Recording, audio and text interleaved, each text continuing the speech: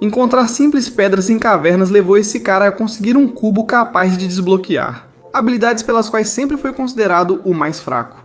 Por causa disso, a garota que cresceu com você e agora é popular gosta de você, mas uma gangue obcecada por ela te bate e humilha até você ficar no fundo do poço. Pois essa história começa com esse cara aparentemente normal, que aparece nessa cidade com muito estilo. No entanto, graças a algum tipo de poder, ele desaparece. Enquanto isso, vemos essa menina em uma escola bem comum, onde a pequena recebe uma ligação avisando que logo irão atrás dela e que ela se prepare. Pois a garota nessa idade não entende muito bem. Mas ao ver que seus colegas desaparecem e só restam um monte de caras de terno, além de Túrbio, é uma situação que muda completamente a atmosfera do lugar. Então ela decide seguir as instruções do cara da ligação até acabar chegando a um depósito. Felizmente, acontece que é o mesmo cara de antes, usando o teletransporte para salvar a garota. O problema é que aqueles 4 de antes não vão facilitar para ele, por algum motivo eles precisam dessa garota. Então começa a parte épica quando, só correndo, o cara mostra que seu condicionamento físico é de outro nível. Quando ele se afasta o bastante, deixando a garota segura em uma barreira mágica, retorna para revelar seu verdadeiro poder. O humano, aparentemente normal, tem uma força absurda e derrota a cara sem nem se abalar. Mas mesmo assim, seus rivais também parecem ser uma espécie de super-humanos que aguentam muito. Então até que um dos dois morra, eles não vão parar. A tensão continua aumentando, a luta fica muito séria e as pessoas comuns percebem isso quando veem prédios sendo literalmente lançados na cara. No entanto, o aliado é claramente superior quando desintegra tudo o que se aproxima, transformando isso em uma massa que destrói seu rival, levando ao que é conhecido como ciclos. Que, assim como em Jujutsu, trata-se de um espaço totalmente controlado pelo anfitrião do poder. O tipo de traje está finalizado enquanto demonstra que não há um limite para o seu poder. O super-humano devolve o tempo, reparando todos os danos para que a pequena Shen Yao não se lembre de nada do que aconteceu e possa continuar sua vida exatamente como deixou com seu amigo de infância, e que justamente é o protagonista dessa história, chamado Xiaoxi. No entanto, a partir daqui sua vida se torna bastante comum e avançamos alguns anos no futuro, até sua época de ensino médio. Com a típica reunião em um karaokê, onde os populares querem fazer o quietinho passar vergonha.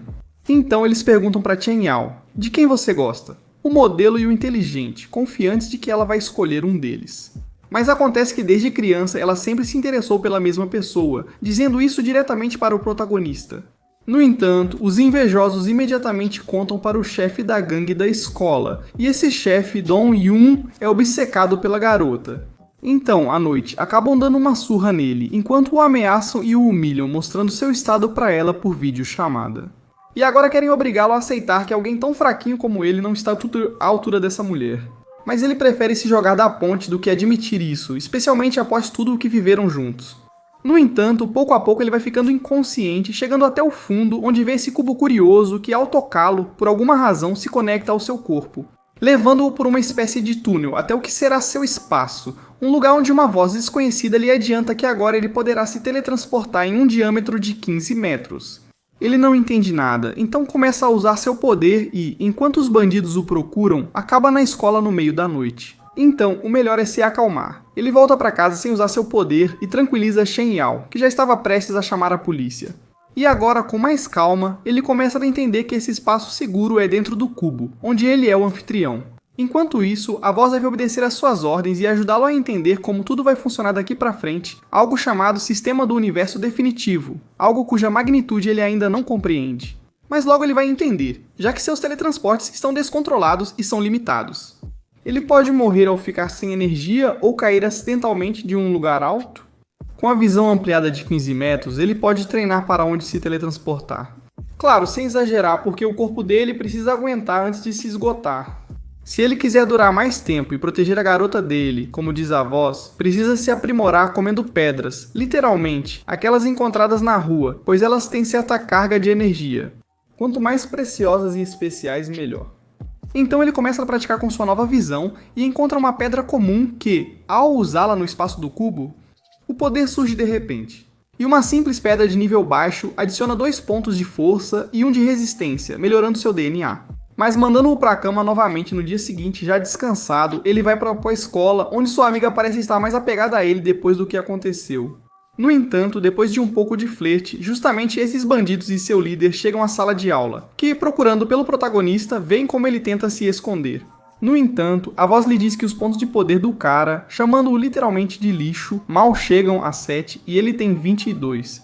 Mesmo tentando evitar problemas e apesar das repetidas rejeições de Chen Yao pedindo que se afaste, ele persiste. O cara era um perseguidor. Agora sim, Xiaoxi vai enfrentar a situação e com um único aperto, o cara sente a pressão. Ainda assim, com o orgulho ferido, ele desafia Xiaoxi para uma luta à tarde na academia. O protagonista acaba escondendo isso de Chen Yao, dizendo que vai para casa mais cedo, mas obviamente ele acaba indo para o lugar onde todos zombam dele. Afinal, ele nunca soube se defender e sempre se aproveitavam dele. Mesmo sendo mais forte agora, estamos falando de 13 adversários, o que lhe dá cerca de 20% de chance de vencer. Felizmente, provocá-lo por jogar sujo faz com que Dong-Yun chame seu melhor guerreiro, com 10 pontos de habilidade. É um cara com uma força imponente, com quem deve tomar cuidado. Ele desvia da maioria dos golpes. Sabe o que vai acontecer se algum deles acertar? Enquanto isso, Shen Yao, ainda na aula, está ansioso. Para a sorte do prota, o tamanho do seu rival o faz cansar rapidamente. Cada golpe é mais lento, mais desajeitado, e quando consegue agarrá-lo, ele o destrói com um canhão e um empurrãozinho na parede. Aqui Dongjun já começa a suar um pouco, mandando agora todos lutarem contra um só. Prota não tem escolha a não ser enfrentar a situação, mesmo com chances de apenas 30%. Todo mundo ataca ele, e mais do que se concentrar em bater, ele precisa ficar atento aos chutes e golpes traiçoeiros vindos de todas as direções. E isso com tantos inimigos ao mesmo tempo começa a cansá-lo, embora sempre tenha um chute na virilha. Sabendo disso, tudo é importante. Porém aqui todos partem para cima dele, e mesmo com seu esforço, acaba levando um bom golpe. Algo que seu líder vê como a oportunidade de acabar com ele enquanto está atrás de todos. Então, o prota, vendo a coragem dele para falar, decide colocá-lo na luta, dando um presente na cara dele, enquanto derrota cada adversário aos poucos. O respeito agora é sentido, porém, a energia do seu corpo está prestes a se esgotar por completo. No entanto, Dong-Yun precisa aprender a lição e enquanto ele implora para que não se aproxime, acaba aparecendo o líder de outra gangue inimiga. Para zombar de como está sendo humilhado por um cara tão fraco assim, e além disso, por uma mulher. É isso que incomoda o protagonista, que só se importa que Shen Yao não seja o assunto da conversa deles. Mas também não pode provocá-lo demais, porque o seu nível agora é crítico.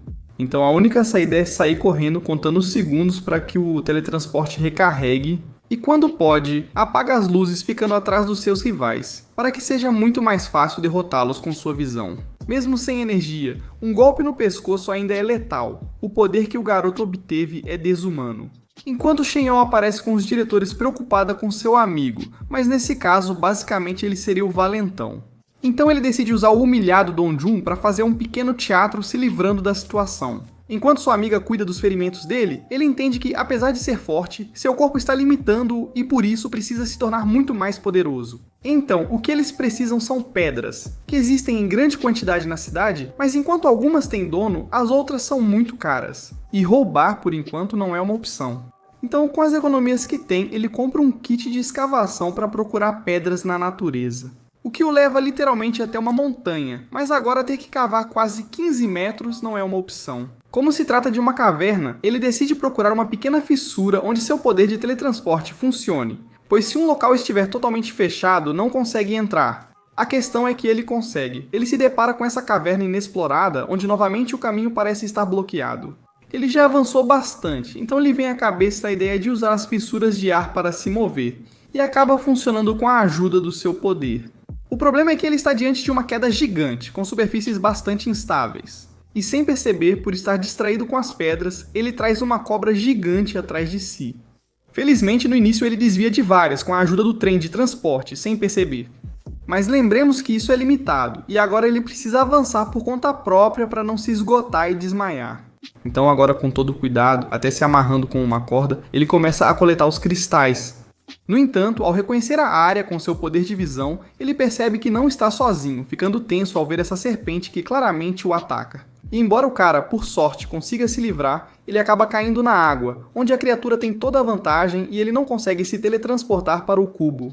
Porque enquanto essa âncola estiver agarrada a ele, isso conta como se fosse parte do que ele quer mover para o espaço, ultrapassando o limite de capacidade. Então, como pode, antes de ser sufocado, ele se solta um pouco, se afasta, e uma vez em uma área segura, pode respirar tranquilamente e sem muita consciência. acabou de levar para o seu sistema 11 gemas, que ele pode até sintetizar, ou seja, combinar algumas pedras para transformá-las em gemas de nível avançado, que não apenas melhoram as estatísticas, mas também podem conceder habilidades especiais. E para isso ele só precisa esperar a pequena soma de 100 horas. Obviamente, ele não está em condições para isso, então ele deixa a maioria sintetizando e consome 2 diretamente, o que funciona já que isso lhe dá 2 pontos de velocidade e 4 em espírito. Agora ele volta para a Terra e o combate é totalmente diferente. A serpente realmente enfrenta golpes dos quais não se defende, porque eles carregam uma carga de energia bastante forte graças à espiritualidade, cada vez que seu poder evolui. É um completo abuso, acabando com o animal. Enquanto agora só precisa esperar que suas gemas elementais cozinhem, enquanto adiciona mais uma dos restos da serpente. Está avançando muito bem, mas da mesma forma está o líder de gangue que ele enfrentou na última luta, que está ficando cheio de uma raiva bastante perigosa. Então, por enquanto, a intensidade está aumentando bastante. É assim que ficamos no plano macabro que os novos inimigos do Prota têm. Eles sabem que não podem derrotar Shao Shi sozinhos, então decidem envolvê-lo com mentiras. Com um perigoso bandido local chamado Senhor Lu, que é a única opção deles para buscar vingança, apesar do grande medo que sentem dele. No dia seguinte, o protagonista desfruta de um grande encontro com Shen Yao, evidenciando sua transformação. Agora ela o vê mais forte e confiante, algo bem real quando ele segura a mão da garota que já aceita que as coisas estão ficando sérias. Ele pede que daqui pra frente possa contar com ela nos problemas que enfrentar. E embora o Prota prometa isso, o sistema do cubo sabe que ele não passa de um mentiroso. Eles continuam se divertindo, passam a tarde juntos, vão comer e o Prota se diverte bastante com ela. Ele tem um presente pra ela, e é a gema de Malaquita que ele tirou da serpente. A garota fica muito feliz com o que ganha. O relacionamento deles fica mais forte e agora eles costumam ir juntos para a escola. No entanto, aqui acontece. E aqui, enquanto Shao Shi espera como sempre, a garota parece estar demorando um pouco mais do que o normal. Mas após meia hora, ele ouve alguns jovens mencionando um desaparecimento perto dos apartamentos. O protagonista fica alarmado, pois ela mora naquela região. Rapidamente entra em pânico, percorre praticamente toda a cidade para se deparar com um monte de policiais. E a mãe de Chen Yao chorando porque sua filhinha foi sequestrada? Durante a noite, o protagonista sente uma raiva inexplicável. O sistema recomenda que ele controle esse sentimento. Porém, ao ver Dong Jun surgir novamente em meio à multidão, ele perde o controle. O homem, visivelmente nervoso, segue em direção a um beco isolado. E ao esbarrar com um protagonista que nesse momento quer destruir quem aparecer na frente, sente o terror. E é que aqui o protagonista quer respostas na hora depois de ver a expressão dele. O bandido, chefe de uma gangue e o malvado da sua área, não consegue esconder o segredo por mais de 10 segundos. E acontece que a garota e seu parceiro foram capturados pelo Sr. Lugo, que basicamente é o líder de uma máfia muito perigosa. Mesmo assim, esses dois perdedores queriam usá-lo para se vingar do protagonista. Felizmente, o Sr. Yun se retirou a tempo, mas seu parceiro neste momento está sendo torturado. E como o senhor não gosta que brinquem com ele, acaba sendo bastante sádico, levando-o até a morte. Enquanto isso, tudo isso é presenciado pela garota, já que por uma pura coincidência e para a sorte do mafioso Shen Yao, ela é alguém de quem ele realmente precisa. Já que, como lembramos, quando era criança, ela foi incrivelmente salva pelo desconhecido que aniquilou sozinho um grupo inteiro de elites. Pois esse cara, chamado Shiguki, tem contas a acertar com o Sr. Lao e está sendo procurado. Ainda assim, além de ser muito criança, ela perdeu as lembranças, então realmente não sabe de nada. E o melhor para um cara que sofre de uma raiva incontrolável é bater nela até que ela se lembre felizmente seu mordomo, que é como sua consciência consegue detê-lo. Eles podem usar a garota para chantagear Shiguki, pois a origem de seu poder é misteriosa. Não podem deixar que ele a veja espancada, aleijada ou morta, porque ele poderia explodir em um poder tão intocável que nem mesmo todos os assassinos especialistas que contratou conseguiriam lidar com isso. A garota é útil para eles, mas por enquanto é melhor mantê-la viva. Algo que acalma a raiva do senhor, e onde o mordomo diz para Shen Yao cooperar, porque ele não sabe se da próxima vez poderá salvá-la. Enquanto isso, o protagonista só agora descobre quem é o Sr. Lugo e sua importância na cidade, já que ele acaba sendo um bandido de primeira classe que nada nem ninguém consegue vencer. Anos atrás, ele decidiu sozinho bater em um mestre bastante influente na cidade. Na verdade, todos sabiam que a família do agredido iria se vingar. No entanto, apesar de serem milionários e terem respeito, só de ver a presença do Sr. Jian Lugo, acabaram ajoelhados diante dele. Mesmo após terem ido embora, eles ainda permaneciam na mesma posição. Esse cara e sua família eram importantes desse jeito. No entanto, um dia, um sujeito misterioso, sem origem conhecida, chegou à cidade para tomar conta dela por alguns dias. O que foi suficiente para que o grande Sr. Lugo, que controlava tudo, acabasse humilhado e com 2 dedos a menos. Desde então, o sujeito dedicou seu tempo, seu dinheiro, até mesmo o respeito e apoio da família para encontrar e se vingar do desconhecido incontrolável. Então agora que ele tem a garota que, exceto quando era pequena, pode usá-la, ele não vai deixar passar a menor chance de encontrá-lo. Uma história interessante para o protagonista, uma informação valiosa, mas o único que importa para ele é que tirem Shen Yao desse joguinho de mafiosos. Ele agradece ao Don Yun pela informação, acaba sendo perdoado, mas ele o alerta que simples estudantes não podem se medir com esse nível de mafiosos. O protagonista pede para ele não se comparar e diz que pode procurar a polícia, mas que irá atrás da garota, já que de forma calculada, a gema que ele deu emite um sinal que pode ser facilmente rastreado. E isso o leva até este prédio abandonado, onde Jian Lugo está organizando os capangas nos quais gastou sua fortuna. Vários grupos de assassinos de elite, como este ventríloco macabro. O sistema indica ao protagonista que há 7 níveis de poder superiores ao dele na área. E a única melhoria que ele pode fazer é uma pedra que ainda está refinando e ficará pronta em 30 minutos. Está 99% pronta, mesmo assim ele decide que deve avançar. Não há tempo sendo detectado pelos assassinos, que o veem como um simples garoto de escola que está perdido, então eles decidem que devem se livrar dele. É assim que o protagonista se encontra, com um prédio de vários andares, cheio de cadeados. Mas antes de arrebentá-los, um cara gigante o encara, dizendo que ali não é lugar para crianças. O protagonista o analisa com um sistema que percebe que o nível do cara é 55, 5 pontos acima do protagonista. Então, pela primeira vez, ele precisa lutar com cuidado, um soco desse cara o faria desmaiar na hora. Enquanto isso, o Sr. Lu, para entreter um pouco a Shen Yao, decide mostrar as câmeras para que ela mesma veja como espancam o namorado dela, zombando do corajoso que quer subir a torre. E é que a força e a resistência do seu rival não são algo que se possa subestimar. Ele só consegue aproveitar que é rápido para acertar alguns golpes, mas a verdade é que isso não é suficiente. Ele é forte para ser um estudante comum, mas neste mundo clandestino ainda lhe falta muito. Ainda assim, o gigante confia demais em si mesmo e em um duelo de velocidade, o poder do protagonista o faz comer poeira. Para-lhe, onde seus ataques devastadores aumentam, deixando-se levar pela situação enquanto o sistema analisa seu rival, que tem como técnica prever os ataques. Por isso, depois de distraí-lo, ele finge que vai dar um chute, e usa seu poder para criar um martelo e acertar na cabeça dele. Algo inesperado para o adversário, pois não estamos em um ringue. Para uma luta justa, ele precisa resgatar sua garota. Ele continua subindo as escadas, mas por pouco consegue desviar de alguns kunais de um cara que o deixa pendurado nas escadas, o que ele não entende. Como esse moleque fraco conseguiu derrotar o gigante, então, subestimando-o, deixa que ele se recupere para lutar no próximo andar. Porém, o que parecia lhe dar vantagem é um cenário onde a escuridão torna seu rival muito superior, além de seu nível ser 75. Contudo, isso não quer dizer que o protagonista não conte com auxílio visual, que funciona melhor onde a luz solar não incide diretamente. Então temos uma luta que começa bastante equilibrada, embora o rival pareça controlar objetos com velocidades incríveis e o protagonista seja superior no corpo a corpo. Apesar de ter sofrido devido à sua visão, seus movimentos não podem ser tão previsíveis. Achando que só você consegue enxergar, então Xiaoxi acaba caçando ele e com um golpe bem baixo, elimina mais um inimigo. No entanto, esse era um grupo de 3 e o líder deles tem o recorde de derrotar qualquer rival em 10 segundos.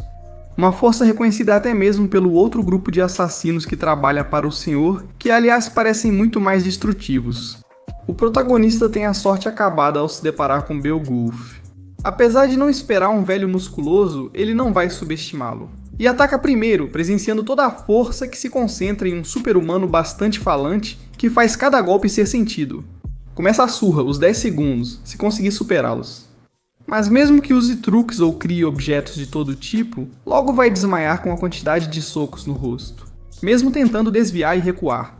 O super-humano não dá trégua nem por um segundo, continua atacando e o corpo do protagonista começa a cair. Todo o seu interior está sendo esmagado. Agora, Xiaoxi está completamente à mercê do seu sistema, já que com a maioria das costelas quebradas, ele é informado de que o refinamento das gemas finalmente está completo. Com o corpo destroçado, ele sente a eletricidade, força mais 11 pontos, resistência mais 6, agilidade mais 7. O aquecimento para Xiaoxi terminou. Ele se levanta novamente, enquanto seu rival reconhece que esta é uma verdadeira batalha de homens. Mas agora, a vez de atacar é totalmente do protagonista. Cada soco está cheio de energia, nem são visíveis para o fortão. No entanto, por isso mesmo, seu corpo leva alguns segundos para se adaptar a tanto poder, fazendo o protagonista sofrer, que só agora percebe esse pequeno detalhe. Mesmo assim, esse nível basta para nocautear seu oponente, a energia que ele libera é imparável. Quebrando a entrada com o corpo do cara, o grande Sr. Yanluo começa a se desesperar. Quem é esse garoto desprezível que acabou com o grupo pelo qual ele pagou tanto? No entanto, seu mordomo o acalma dizendo que ainda resta a máfia dos 1000 homens, que é muito mais forte. E com certeza eles vão eliminá-lo na próxima luta. Já que eles não só têm vários gênios, mas também essa garota que dispensa apresentações, basta saber que ela é um monstro. O problema é que, mesmo subindo de nível, o estado do protagonista só piora. São várias batalhas e o corpo dele não é imortal, ele está com contusões demais. No entanto, se ele parar agora, as pernas dele já não vão mais responder. Mesmo com adversários claramente superiores à sua frente, ele precisa salvar a pessoa que importa para ele, que está junto deles. O cubo o alerta que, além disso, seu sistema fisiológico está afetado e todas essas emoções estão estressando o resto. Se não se controlar, vai desmaiar. O Prota vai considerar isso, mas agora precisa abrir a próxima porta e encarar o que o aguarda. E pra ser honesto, não parece nada promissor. Com um cara com uma presença avassaladora e uma garota viciada, excitada, literalmente, por ver suas vítimas sofrerem, a situação começa mais uma vez a ficar tensa. Assim, o protagonista segue nessa grande prova para resgatar sua amada. E agora, em uma sala onde a escuridão já não está contra ele e não há velhos musculosos, temos essa garota chamada Kui, junto com o cara misterioso, uma dupla estranha. A garota se aproxima do protagonista para medir seu nível de magia, mas ele não possui habilidades mensuráveis. E internamente aparece que o nível dele é 0, o que só deixa a opção de que sua força vem unicamente do treinamento físico e das melhorias a cada certo tempo. Uma pessoa com um estado assim é o sonho molhado dessa garota. Se apresenta gentilmente, mas depois do aperto de mão, lança seu primeiro golpe. Seja assim ou não, ele devolve sem pensar, estremecendo a garota que sente uma verdadeira força pura. Está claramente bem louca e o protagonista sabe disso quando ela começa uma coreografia de socos e chutes sem parar. Porém, apesar da garota estar se divertindo, o cansaço do protagonista dificulta manter o foco. Então ele só pode responder com sua força. Enquanto isso, a garota, sem se proteger, vê seu sangue voar por todo o lugar. E ainda assim, ela é capaz de dizer que para ser um homem forte, seus punhos são fracos. Enquanto isso, vemos uma aura curiosa começando a envolver essa garota, e seu companheiro diz a ela que não é hora de usar sua habilidade. A garota sente que está diante de um rival digno para se divertir. E então, ela cresce garras e dentes bastante afiados, que crava em Xiaoxi. Enquanto a garota fica cada vez mais agressiva e veloz, quando menos se espera, ela já está em alta velocidade saboreando o sangue dele. É uma situação bastante anormal, diferente dos guerreiros que ele já havia enfrentado. Já que essa garota parece possuída e desviar dela é muito difícil, porque além disso ela tem bastante força. O protagonista precisa levar a situação a sério, senão morrerá, não pelos golpes, mas porque a garota continua sugando seu sangue como uma vampira. Curiosamente, ela é uma fera, e o sangue, com a pureza e o refinamento do protagonista, está ajudando o corpo dela a evoluir a um ponto de descontrole que até o companheiro dela precisa tentar fazê-la dormir com agulhas, mas isso não funciona completamente, então ele precisa ficar muito atento a ela. Enquanto isso, o protagonista sabe que se o cara entrar na luta, não conseguirá lidar com os dois, pois se trata de um super-humano que sem muito esforço já demonstra ser perigoso. E fica claro que ele se segura por não poder se afastar de Kui, provavelmente porque, ao expor seu poder, acabaria perdendo o controle.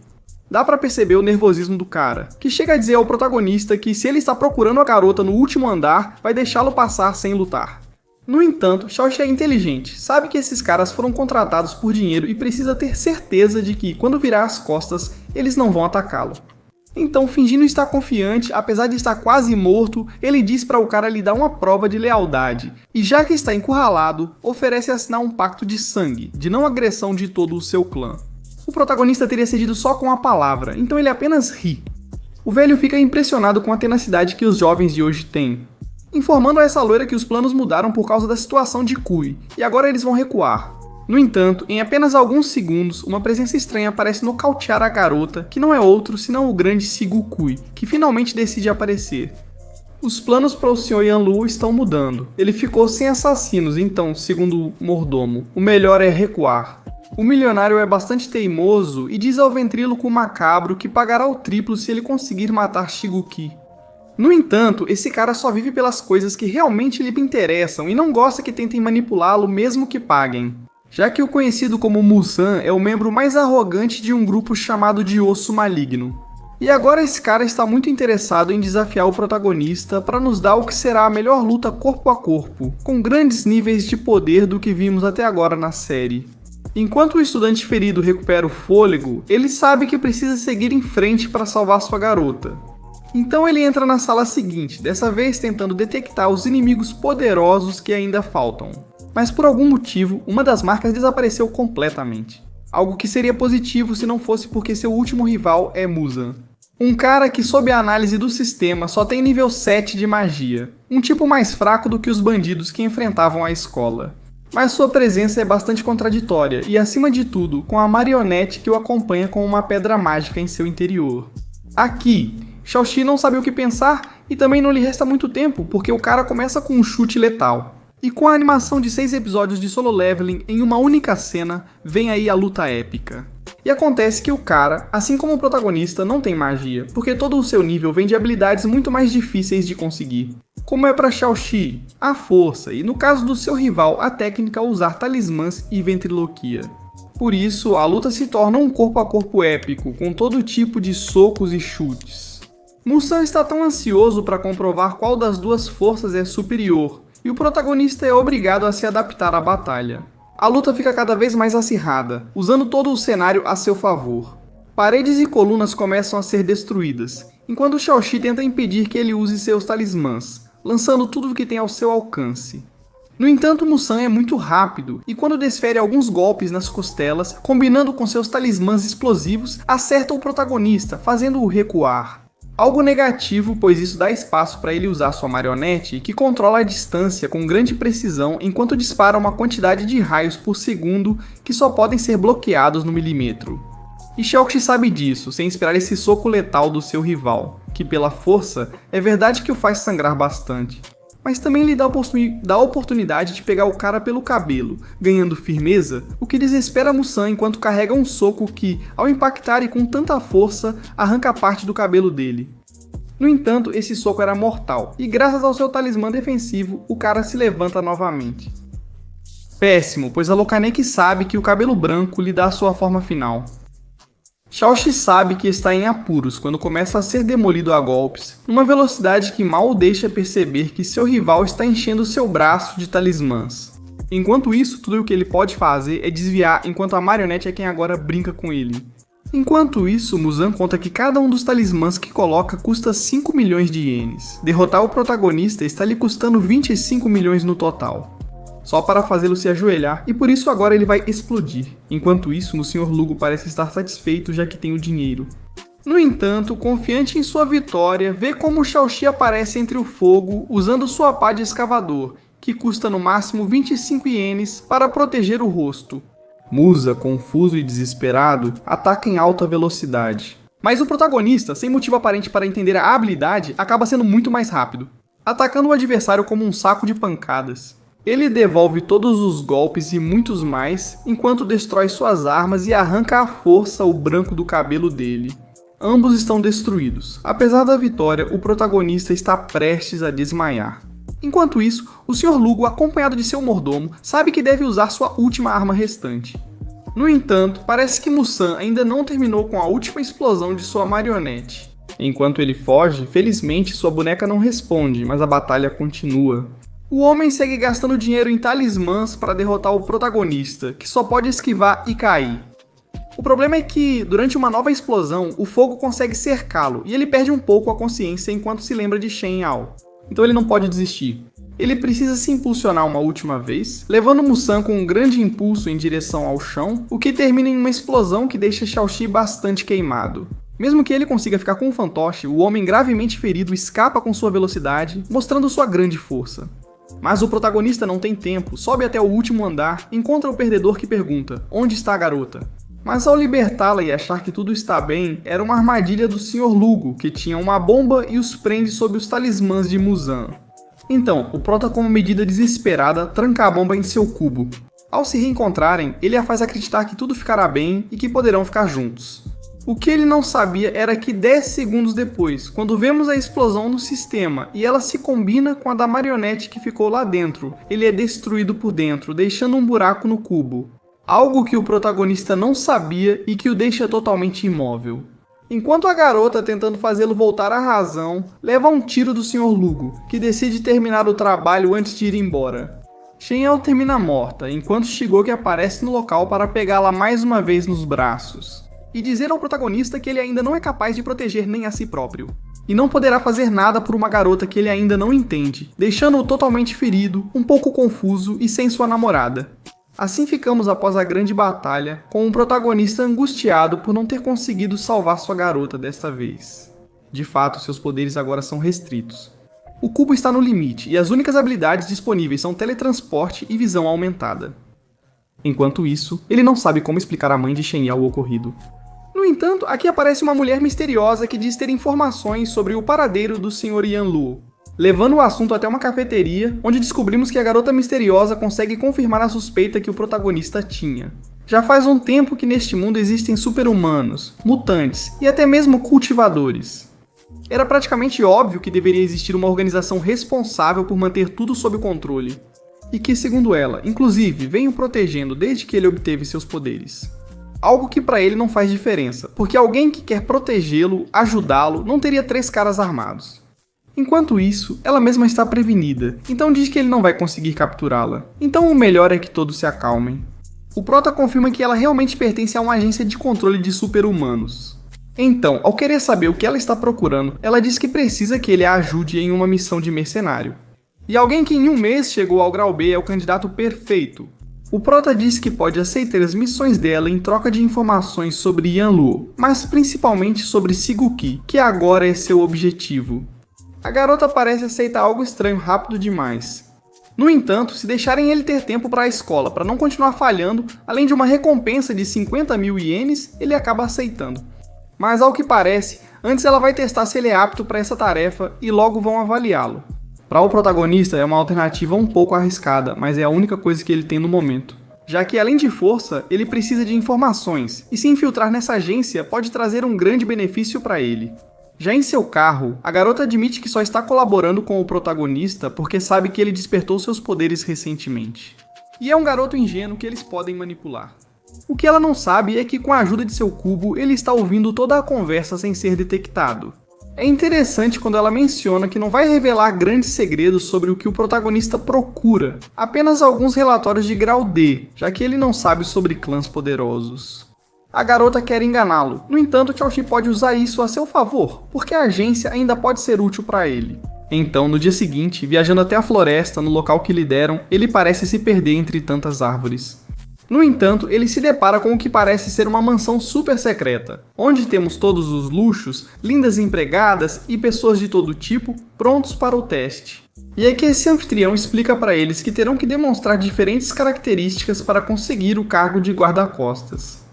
A primeira sendo a tomada de decisões, onde o protagonista e os outros são levados a uma sala de cassino, onde recebem 5 fichas grátis e sem trapaças nem roubar, devem transformá-las em 10 fichas para provar. Claramente, e como esse desconhecido diz, há jogos aparentemente simples aos quais as pessoas vão recorrer. Eles podem perder tudo em um segundo. O prota também está ciente disso, então procura outro tipo de jogo, nesse caso, concentração, como é o caso dos 3 copos e da moeda, onde ele nem precisa apostar tudo em uma única rodada. Porém, o homem de antes chega para desafiá-lo na mesa. E antes de ceder à pressão, o prota decide que os dois vão apostar todas as fichas, pegando seu rival de surpresa, que não lhe resta outra opção a não ser aceitar. A encarregada inicia um jogo de mãos bastante difícil de acompanhar, no entanto, o rival, confiante, parece ter uma resposta sem pensar, enquanto isso, o prota, sendo motivo de chacota de todos, decide apostar. Porque a ficha está em uma das mãos das garotas, isso não faz muito sentido. No entanto, realmente nas regras nunca foi especificado que a ficha deveria estar nos copos. As 2 distrações da responsável enganaram a todos, mas não o protagonista, que sai com o dobro de suas fichas, deixando os outros arrancando os cabelos. Aqui outras personalidades também conseguem e algumas provas a mais acabam deixando um pequeno grupo de escolhidos para serem os guarda-costas daquele que eles apresentam como o Sr. Piero. Um milionário que eles devem proteger, já que o acompanham à noite em um banquete importante, e pelo qual acabam de receber seus pagamentos adiantados, uma soma de 3 milhões de ienes. Algo que faz o protagonista desmaiar, já que a garota que o contratou de todo esse prêmio só lhe deu 50 mil. Ainda assim ele precisa seguir em frente. E ele percebe que durante o famoso banquete haverá vários eventos importantes, como um leilão onde o Senhor Gordo busca por relíquias específicas. E uma delas soa familiar para o protagonista pelo nome, já que parece ser uma pedra de obsidiana, um objeto que o sistema dele pediu quando ele estava muito mal. Então, essa missão pode oferecer conhecimento e até alguma melhoria para o seu cubo. E assim que chega a noite, os seguranças começam a se preparar, chegando até a mansão de luxo, com um monte de milionários, alguns mais suspeitos que outros. Mas depois da recepção vem o clichê dos ricos, que é fazer atividades estranhas. Neste caso é revelado um cristal bastante grande e reforçado só para mostrar uma grande besta crocodilo em seu interior. Claramente não é um animal só para observar. É um ritual que existe há anos entre esses ricos, onde um guerreiro escolhido deve enfrentar a besta com armas clássicas, tentando arrancar um sino dela sem morrer, tendo como motivação para quem se atrever um monte de barras de ouro para ver se a ganância os transforma em campeões. De fato, ninguém pode sair da jaula ao entrar, algo com que os ricos concordam, já que eles próprios não se expõem. É assim que vemos o primeiro guerreiro, um cara que vendo que a criatura está dormindo pode aproveitar. Ele decide gritar seu nome na frente para que o escutem, e antes de poder fazer qualquer coisa, tirar o sino. Ele é devorado. De uma maneira tão satisfatória e bem merecida por ser tolo. Claramente essa criatura não é normal. E como explica o anfitrião, trata-se do último experimento de biogenética, daquela que claramente é sua própria organização secreta. Então, enquanto alguns dos espectadores estão horrorizados, principalmente as mulheres, outros aproveitam sabendo que este é o show pelo qual pagam. O prota reconhece o quão macabro isso é. Mas quando vê que um dos seguranças desses ricos decide se oferecer como candidato, ele se surpreende e seu companheiro explica que caso não haja voluntários, escolhe-se um segurança. O salário diário de 3 milhões tem uma justificativa, mas ele está sendo enganado mesmo assim. Aqui o voluntário vai bastante confiante, já que apesar da velocidade aumentada do animal, ele sabe que se mantiver distância e atacar com lanças, pode feri-lo até que comece a se cansar. No entanto, Xiaoxi sabe que ele não está levando em conta as melhorias genéticas e por isso está mais do que condenado. Voam alguns pedaços por aí, alguns olhos nos vidros, o cenário se enche do sangue das vítimas. Cada morte faz com que a recompensa aumente em lingotes de ouro. Então, com essas condições, aparecem 2 novos candidatos. Um deles é o cara durão do time do prota, enquanto o outro é alguém trabalhador que só quer que seu chefe o valide, o reconheça. Resultando que, se houver 2 candidatos ao mesmo tempo, primeiro eles devem se matar. Algo ilógico, porque eles acabariam muito cansados para a batalha com o animal. No entanto, o cara durão parece despreocupado, porque ele só leva alguns segundos para atacar seu rival. E com uma habilidade vampírica, ele suga seu sangue e sua energia. Isso justamente o torna mais poderoso para enfrentar a besta. Ele não leva armas para que a luta seja justa. E mesmo assim, ele tem reflexos e uma presença tão grandes que com uma habilidade surpreendente, arranca a cabeça da besta. Em um golpe instantâneo que o coloca como um dos claros favoritos. E Xiaoxi sabe que seu nível está no mesmo patamar que o dele. Enquanto isso, ele recebe o sino e o prêmio em ouro. Essa vitória merece um brinde entre esses ricos que não precisam mover um dedo sequer. E por isso, eles mesmos esperam que o anfitrião não lhes ofereça apenas isso, mas que o surpreenda. E aparentemente, é assim que chegamos ao prato principal. O elevador volta a subir. Enquanto isso, Xiaoxi continua sem as estatísticas do cubo. Você pode sentir que essa besta tem um poder avassalador demais, e em nenhum momento estará sob o controle de ninguém. Trata-se do experimento definitivo da biotecnologia, o perigoso Talgu 17, e que abrirá caminho para um verdadeiro caos no local. No entanto, isso ficará para um próximo resumo, já que até aqui vai o capítulo 9, que não precisa ser explicado. É óbvio que está encantando todo o público, que somos fãs de séries não muito complicadas. Embora com essa qualidade de produção que tem, o mais provável é que termine com 12 capítulos. Nos aproximando das batalhas finais, que como sempre, estarei postando instantaneamente aqui neste canal. Na verdade, qualquer atualização ou notícia vai aparecer no canal, então o melhor é se inscrever e ativar o sininho, para que vocês não percam essa série e muitos dongas que vou publicando no canal. Por enquanto, a animação não caiu de nível, com picos bastante épicos, como já vimos. E mesmo que a história não seja muito profunda, ela entretém. 2.500 likes para eu postar a próxima parte. Deixem nos comentários suas opiniões sobre o novo Donghua, para que eu possa postar com mais frequência. Esse tipo de história da minha parte não teria mais. E enquanto não temos mais capítulos desse Donghua, deixo vocês com outra dessas histórias, que na verdade é muito boa e bastante desconhecida. Como o herói mais incrivelmente possuído de poder, respeitado pelos homens e deixando as mulheres molhadas. Literalmente, o cara se chama Nice. Ele se mata 10 minutos depois do primeiro capítulo na frente de um assalariado que acabou de perder o emprego. Mas isso muda a vida dele. Pois essa história e proposta dos agora populares estúdios chineses nos apresenta a Nice, a figura do herói perfeito no mundo. Com seu grande poder e a imagem que as empresas fazem dele, é um personagem intocável. E para isso ele conta com o apoio do especialista em marketing e protagonista Lin, que escreve e dirige os comerciais para endeusar Nice, e que todos possam vê-lo em qualquer lugar. No entanto, ultimamente, tentando fazer com que as pessoas pensem que elas também podem se motivar e ser heróis, ele acaba recebendo uma rejeição dos seus chefes. Já que não podem permitir que os pobres plebeus da cidade se sintam importantes, eles só devem continuar sendo fãs do que é realmente importante. Então, o protagonista é dispensado de uma forma tão gentil que ele acaba no último andar do lugar pensando: o que há para fazer? Ou será que o melhor simplesmente é se jogar no vazio? Até que ele sente uma grande presença atrás dele, que é o lendário Naisu, imponente e invencível, respeitado por todos. E enquanto ele se aproxima, a câmera fica em câmera lenta, e o cara faz uma cara emotiva pra ele. E é ele quem se joga no vazio, vendo claramente como a cabeça dele se desloca um pouco ao bater no chão.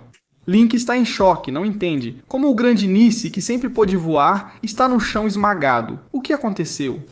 Então, de forma rápida, pessoas superficiais e despreocupadas encontram o protagonista.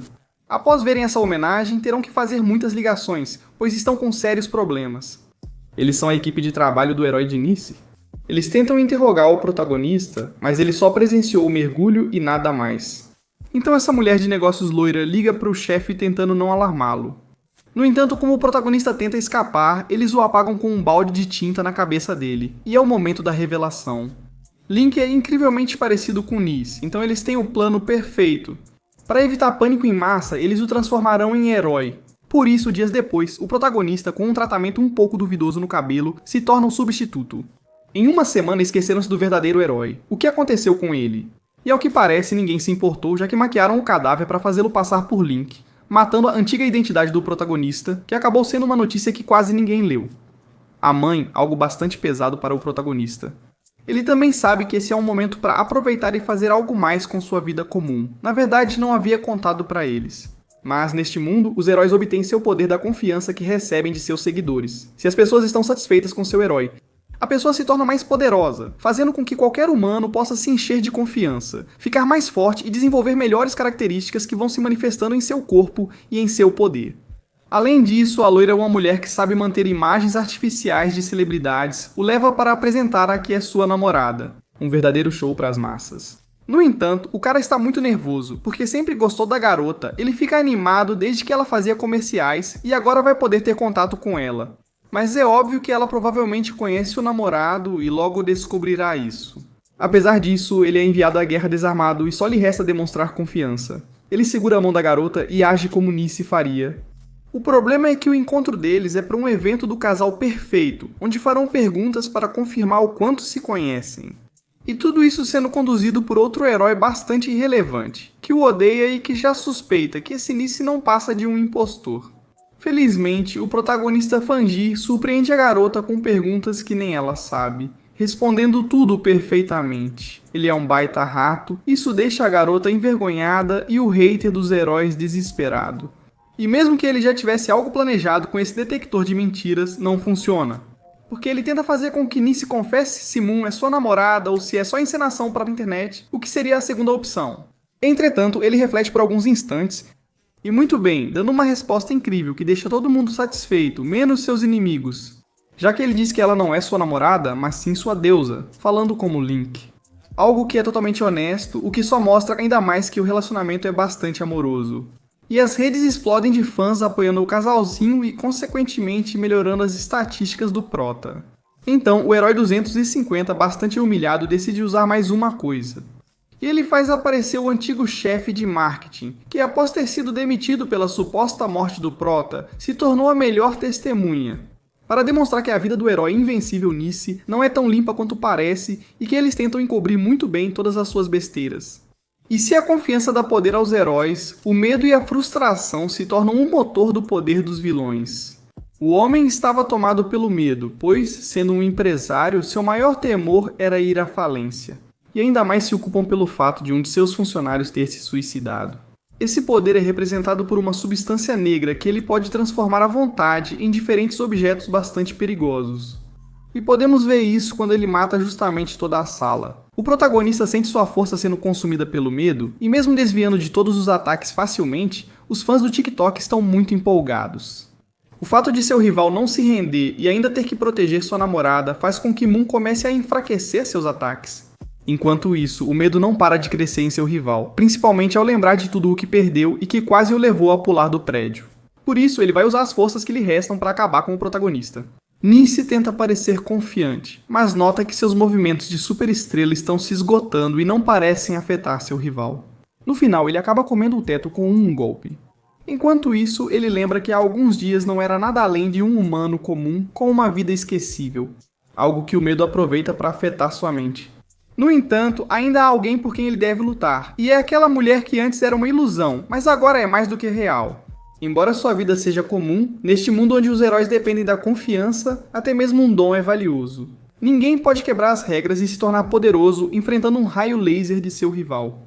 Ele nocauteia o outro com um soco controlando a situação, é considerado uma tentativa de terrorismo.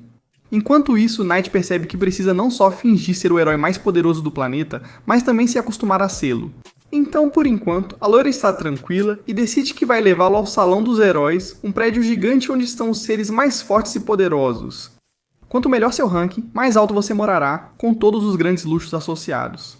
Porém, agora o Prota deve perceber que ninguém o está tratando bem por ser o Link, mas sim por substituir o Nice.